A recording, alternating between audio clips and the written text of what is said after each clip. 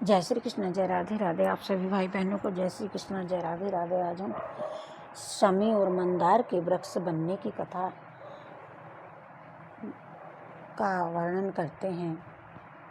शमी और मंदार के वृक्ष। एक बार की बात है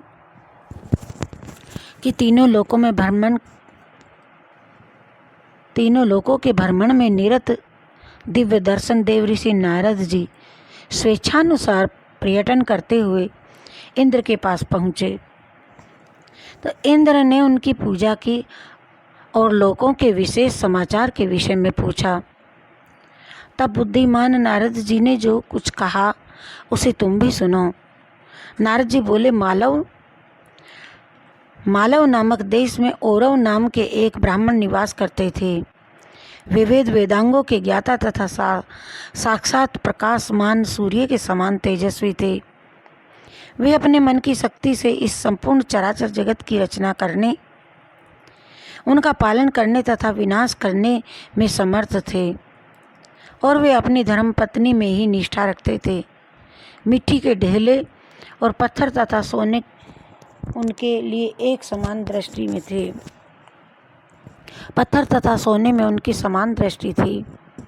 वे अत्यंत मेधावी, तपश्चर्या में श्रेष्ठ तथा साक्षात दूसरी अग्नि के समान तेजस्वी थे। उनकी पत्नी का नाम सुमेधा था, जो परम धार्मिक थी और वह अत्यंत लावण्य संपन्न, पति को प्रिय तथा विविध प्रकार के अलंकारों से विभूषित करती रहती थी। उसने अपने रूप सौंदर्य से कामदेव पत्नी रति को भी तुच्छ बना दिया था और अप्सराओं के समूह को भी तिरस्कृत कर दिया था। वह अपने पति की सेवा शुश्रूषा में लगी रहती थी। पति के द्वारा भी अत्यंत आदर के साथ उनका पालन पोषण होता था। उन दोनों के एक कन्या हुई और उसका भी वह उन दोनों के समान स्नेह लालन पोषण करने लगे। उन दोनों ने अपनी इच्छा के अनुसार उनका शमी का यह नाम रखा। वह कन्या जिस जिस वस्तु की अभिलाषा करती थी, उसके सामर्थ्यवान पिता वह वस्तु उसे दे देते थे। और वह रूपवती कन्या जब 7 वर्ष की हो गई तो उनके पिता औरव उसके विवाह के लिए वर के विषय में सोचने लगे। उन्होंने सुना कि महर्षि धौम्य का एक पुत्र है। वह मुनि वेद शास्त्रों में पारंगत है, तेज की परम राशि है और महर्षि शौनक का शिष्य है। वह गुरु की आज्ञा का पालन करने वाला महान संयमी, गुरु की सेवा में तत्पर रहने वाला, शांत स्वभाव वाला तथा श्रेष्ठ था। उस मंदार नाम वाले ब्रह्मचारी को उन्होंने एक शुभ दिन में बुला करके अपनी गृहयोक्त विधि के अनुसार उसे अपनी कन्या समर्पित कर दी और फिर बहुत सारा दहेज भी दिया। साथ में विवाह हो जाने के अनंतर मंदार अपने आश्रम में चला गया। शमी को युवावस्था में संपन्न जान करके वे मंदार पुनः वहाँ आया। औरव ने अत्यंत मान सम्मान पूर्वक उनका पूजन किया। उसे भोजन करा करके वस्त्र आदि तथा सुवर्ण प्रदान कर शुभ मुहूर्त में उन दोनों कन्या तथा जमातागण को विदा किया। उस समय ब्राह्मण औरव ने अपने जमाता से कहा, हे ब्राह्मण, ये पुत्री मैंने आपको विधि पूर्वक सौंपी है। इसका आप बहुत स्नेह पूर्वक पालन करें। जैसा कि मैंने आज तक किया है, ससुर को प्रणाम कर ऐसा ही होगा। और यह कहकर के मंदार चल पड़ा और अपने आश्रम स्थल पर आकर के वह अपनी भार्या शमी के साथ आनंद विहार करने लगा। एक समय की बात है कि भुसुंडी नामक श्रेष्ठ ऋषि उस मंदार के आश्रम में आए। वे गणेश जी के महान भक्त थे। रुष्ट होने पर वे साक्षात देदीप्यमान अग्नि के समान और प्रसन्न होने पर ईश्वर के समान हो जाते थे। तपस्या करते रहने से उनकी भ्रू भौएं से सूंड निकल आई थी, इसीलिए वे भुसुंडी नाम से विख्यात हो गए। उनका उपदेश बहुत लोग सुनते थे। शरीर की आकृति विशाल थी। उनका जो पेट था, उदर देश, वह बहुत बड़ा था। वे विविध प्रकार के अलंकरणों से मंडित थे। मंदार तथा समीका ने उन्हें देखा और कहा। उनका ऐसा विकृत रूप देखकर आनंदित होकर के उस समय वे दोनों हंसने लगे। तब वे अपने अपमान के भय से दुखी होकर के क्रुद्ध हो गए और उनकी आंखें लाल लाल हो गई। वे बोले, अरे मंद बुद्धि, तुम मतवाले होकर के मुझे ही नहीं जान रहे हो। इसी कारण दांत खोल करके पत्नी सहित तुम मुझ पर हंस रहे हो। अतः तुम दोनों सभी प्राणियों द्वारा वर्जित वृक्ष की योनि को प्राप्त करो। शाप सुनकर के वे दोनों अत्यंत दुखी हो गए। प्रणाम करके वे दोनों बोले, हे ब्राह्मण, श्राप के उद्धार का उपाय भी तो बताने की कृपा करें। तब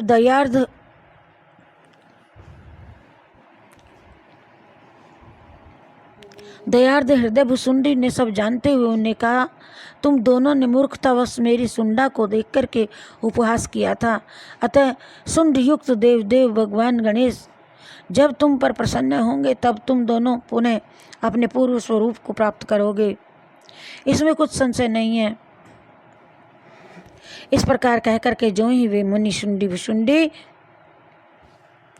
अपने आश्रम स्थल को जाने लगे, त्यों ही वे दोनों मंदार तथा समीका अपने मानव शरीर को छोड़ करके वृक्ष योनि को प्राप्त हो गए।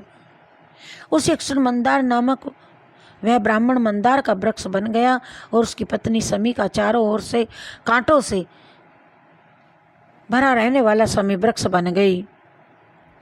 मुनि भुसुंडी के वचनानुसार वे दोनों वृक्ष प्राणी मात्र के द्वारा वर्जित हो गए। जब वे दोनों मंदार और समीका वापस नहीं लौटे तो शौनक अत्यंत चिंताग्रस्त हो गए। वे सोचने लगे कि आज 1 मास व्यतीत हो गया, वह महापराक्रमी मंदार क्यों वापस नहीं आया। मैं मंदार को देखने जाता हूँ, शिष्यों तुम सब भी मेरे साथ चलो। तब वे शीघ्र ब्राह्मण औरव के पास पहुँच करके धीरे से उनसे पूछने लगे, शमीका को लेने के लिए मंदार यहाँ आया था, वह इस समय कहाँ है, बतलाइए। और वो बोले, मैंने तो उसी समय शीघ्र ही उसे मैं कन्या प्रदान कर कन्या को मैं उसी के साथ भेज दिया था, किंतु वह यदि अपने आश्रम में नहीं आया तो मैं नहीं जानता कि वह कहाँ चला गया। तदंतर वे ब्राह्मण औरव तथा और शौनक आदि चिंतित हो उठे तथा मार्ग में उन दोनों को भेड़िया बाघ अथवा लक्कड़भग्गे तो नहीं खा लिया, लक्कड़भग्गे ने तो उनको नहीं खा लिया, अथवा क्या चोरों ने तो नहीं मार डाला, या किसी विस्तर सर्प ने तो नहीं उन दोनों को डस लिया। तदंतर वे सभी उन दोनों का समाचार सुन करके जानने के लिए शीघ्र वहाँ से चल पड़े। कहीं कहीं लोगों ने बताया है कि कहीं कहीं उन्हें 1 मास हो गया और वे यहाँ से गए हुए। तब उन्होंने वन के मार्ग में स्त्री तथा पुरुष के सुंदर चरणों का चिन्ह देखा। दलदल वाली भूमि में उन चरण चिन्हों को उन दोनों का ही चरण चिन्ह जान करके उन्होंने स्नान करके ध्यान में देख करके ये जान लिया कि उन दोनों के द्वारा भुसुंडी मुनि का उपवास किए जाने के कारण वे दोनों उनके कोप व साप भाषण बने हैं और सभी पक्षी तथा कीट आदि से वर्जित होने वाले इन वृक्षों की योनि को प्राप्त हुए हैं। मंदार तो मंदार का वृक्ष बन गया और समी का समी वृक्ष बन गई हैं। तब वे दोनों विप्र, औरव और शौनक अत्यंत दुखी हो गए और ऋषि धौम्य का पुत्र, जो बड़ा ही साधु प्रकृति का था, विद्या अध्ययन करने के लिए यहाँ आया था और फिर विद्या प्राप्त करने के अनंतर वह न जाने कैसे दुर्देव से वृक्ष की योनि को प्राप्त हो गया। ये समाचार को सुनकर के उसके पिता प्राण त्याग देंगे। यदि वे अपने पुत्र के विषय में पूछेंगे तो उनसे मैं क्या कहूँगा। ब्राह्मण औरव भी अपनी कन्या उस समी के विषय में शोक करने लगे। तदंतर उन दोनों ने यह निश्चय किया कि भक्त और भगवन्य में भेद नहीं होता, अतः भगवान गणेश जी की आराधना करके इन दोनों को पाप से मुक्त करेंगे। तदंतर दयाद्र हृदय होकर के उन दोनों ने महान तप किया और वे दोनों जितेंद्रिय होकर के ऊपर आकाश की ओर दृष्टि करके निराहार रह करके दृढ़वती होकर के भूमि पर एक पैर के अंगूठे के बल पर खड़े हुए और वहीं प्रसन्नता के साथ षड अक्षर मंत्र का जप करते हुए देवादिदेव विनायक को संतुष्ट करने लगे। इस प्रकार से उन्होंने 12 वर्षों तक श्रेष्ठ तप किया। ब्राह्मण औरव ने अपनी कन्या के उद्देश्य से तथा महर्षि शौनक ने अपने शिष्य के उद्देश्य से तपस्या की थी। तदंतर उन दोनों ब्राह्मण औरव तथा महर्षि शौनक जी को दुखी देख करके हाथ में पाश धारण करने वाले 10 भुजा वाले भगवान विनायक उन पर प्रसन्न हुए और महातेजस्वी उनके समक्ष प्रकट हुए। वे किरीट, कुंडल, माला, बाजूबंद तथा कटी सूत्र धारण किए हुए थे और उन्होंने सरफ का यज्ञोपवीत धारण कर रखा था। वे सिंह पर विराजमान थे और अग्नि के समान तेजस्वी प्रतीत हो रहे थे। करोड़ों सूर्यों के समान आभा वाले उस परम स्वरूप को देख करके वे दोनों हाथ जोड़ करके उन विनायक देव को प्रणाम कर उनकी स्तुति करने लगे। वे दोनों बोले, आप इस समस्त जगत के बीज हैं, इसके परम रक्षक और अपने भक्तों के नाना प्रकार से आनंद प्रदान करने वाले हैं। आप अपने प्रति आदर भाव रखने वाले भक्तों के पूजन पर प्रसन्न होकर के उनके सभी प्रकार के विघ्नों का विनाश कर देते हैं और उनके महान से महान कार्यों को संपन्न कर देते हैं। आप पर से ये परे है, परमार्थ स्वरूप है, वेदांत के द्वारा वेद्य है, हृदय में स्थित रहने पर भी उससे परे हैं। आप सभी श्रुतियों से भी अगोचर हैं। इस प्रकार के स्वरूप वाले अपने अभिष्ट देव आपको हम प्रणाम करते हैं। न तो पद्म योनि ब्रह्मा, न शंकर, न विष्णु, न इंद्र, न षडासन, न सहस्त्र सिर वाले शेष नाग ही आपके मायावी स्वरूप को यथार्थ रूप से जान पाते हैं। तो हम आपके उस स्वरूप को इद मिथ्यम के रूप में कैसे निश्चित कर सकते हैं। आपकी महान कृपा जिस व्यक्ति पर होती है वह अपने प्रारब्धानुसार शुभाशुभ कर्मों का भोग करता हुआ तथा शरीर, वाणी एवं मन से आपको प्रमाणित करता हुआ जीवन काल में ही मुक्त कहा जाता है। आप अपने भक्तों के भक्तिभाव से संतुष्ट होकर के भांति भांति के रूपों में अवतीर्ण होकर के उन सभी की समस्त कामनाओं को पूर्ण करते हैं। आप इस संसार सागर से मुक्ति दिलाने वाले हैं, अतः आप विभु की हम शरण करते हैं। गणेश जी बोले, ब्राह्मणों, मैं आप लोगों की परम भक्ति से, परम तप से तथा आप दोनों द्वारा की गई श्रेष्ठ स्तुति से अत्यंत प्रसन्न हूँ। आप लोग वर मांगे। कुत्सित योनि से मुक्ति प्रदान करने वाले मेरे इस स्तोत्र का जो तीनों संध्या कालों में 3 बार पाठ करेगा वह सभी प्रकार के मनोरथों को प्राप्त कर लेगा। उसका 6 मास तक पाठ करने से विद्या की प्राप्ति होती है और नित्य पाठ करने से लक्ष्मी की प्राप्ति होती है। जो इसका 5 बार पाठ करता है मनुष्य आयु तथा आरोग्य को प्राप्त करता है। गणेश जी का यह वचन सुनकर के वे दोनों बड़े आदर के साथ उनके चरणों में गिर पड़े और अपनी व्यथा कह सुनाई। हे देव, हम दोनों तो बहुत दुखी हैं, अतः हम सभी के लिए जो प्रिय हो आप वैसा करने की कृपा करें। हे गजानन, आप शीघ्र ही इन दोनों को कुत्सित वृक्ष योनि से मुक्त करें। गजानन बोले, हे ब्राह्मणों, मैं असंभव वरदान कैसे दे सकता हूँ और अपने भक्त के वचन को कैसे मिथ्या बना सकता हूँ। फिर भी मैं प्रसन्न होकर के ये वरदान देता हूँ कि आज से मैं निश्चिंत ही मंदार के वृक्ष के मूल में निवास करूँगा और ये मंदार वृक्ष मृत्यु लोक तथा स्वर्ग लोक में भी अत्यंत पूज्य होगा।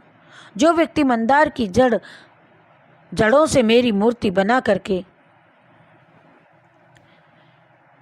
उसकी पूजा करेगा और समी पत्रों के द्वारा तथा दुर्वा दलों से मेरा पूजन करेगा, वह मुझे अत्यंत प्रीति पहुँचाएगा, क्योंकि ये तीनों संसार में अत्यंत दुर्लभ हैं। हे मुनियों, क्योंकि मैं समी का आश्रय लेकर के सदा इसमें स्थित रहता हूँ, इसी कारण मैंने इन दोनों वृक्षों को यह दुर्लभ वरदान दिया है। आप लोगों के अनुरोधवश ही मैंने ऐसा किया है।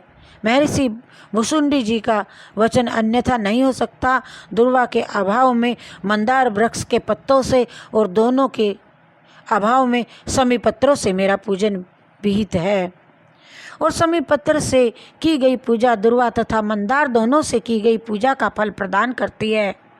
इसमें कोई विचार करने की आवश्यकता नहीं है। हे द्विज, श्रेष्ठ द्विजों, विविध प्रकार के यज्ञों, विविध तीर्थों के सेवन एवं व्रतों से तथा विविध दानों एवं नियमों के पालन से व्यक्ति वह पुण्य नहीं प्राप्त कर सकता जो पुण्य काल और पुण्य फल सभी पत्रों के द्वारा मेरी पूजा करने से प्राप्त कर सकता है।